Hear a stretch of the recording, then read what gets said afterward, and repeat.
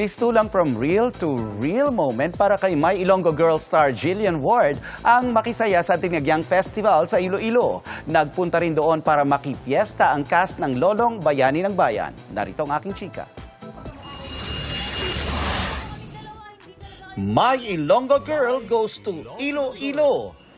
Full circle daw para kay Jillian Ward ang pagpunta niya sa Dinagyang Festival para makiselebrate sa mga kapusong Ilonggo.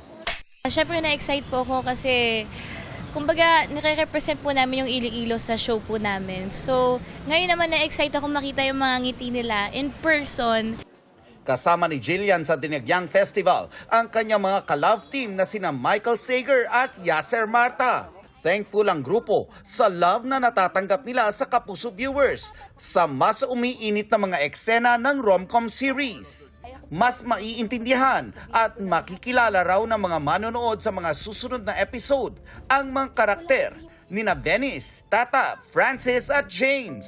Well, yung character ko is starting to show his side naman kung gaano kahirap yung pressure ng family niya. Makikita natin kung paano siya magde-develop with Tata, with Venice, and with his family. Dahil sila yung unang kinasal, diba, kaysa kay Francis Palma. Kaya naiintindihan ko kung saan nanggagaling si James. Pero at the same time, di ko naman siya nakikita as antagonist. Makikisaya rin sa Dinagyang sina Ruru Madrid, Shaira Diaz at Paul Salas ng Lolong Bayani ng Bayan. Sobrang saya sa mga hindi po nakakaalam. Kaintindi ako Ilonggo kasi Ilonggo ang mami ko. Sobrang saya dahil makakauwi ako sa hometown ko.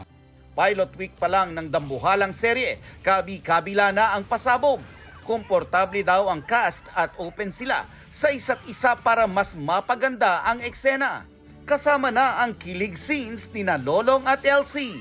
Yung mga dati nang nanonood ng Lolong, sobrang natutuwa sila dahil mas lumaki yung cast. Sa mga bagong viewers natin, nakakatuwa kasi may mga nagtatanong ano ba yung atubaw. Pag may scene na parang medyo nagdadalawang isip ako, doon ako yung lumalapit sa kanya. Nag-aantay lang siya na mag-ask ako.